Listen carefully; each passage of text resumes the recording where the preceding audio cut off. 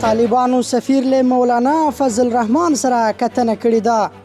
د پاکستان پلازمینه اسلام آباد کې د افغانستان سفیر سردار احمد شکیب د جمعیت علماء اسلام ګوند له مشر مولانا فضل الرحمن سره په لیدنه کې په باجوړ سیمه کې د دې ګوند پر پلویانو د شوې چاودنې له امله له نوموړي سره خواشیني ښودلې.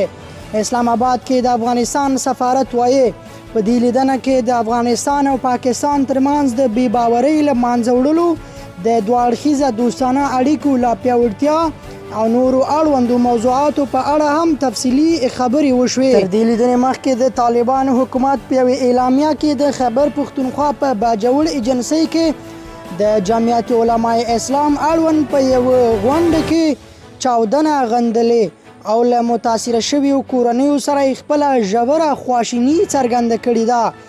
دوی ویلي دا ډول جنایات په هیڅ ډول د توجیه وړ نه دی.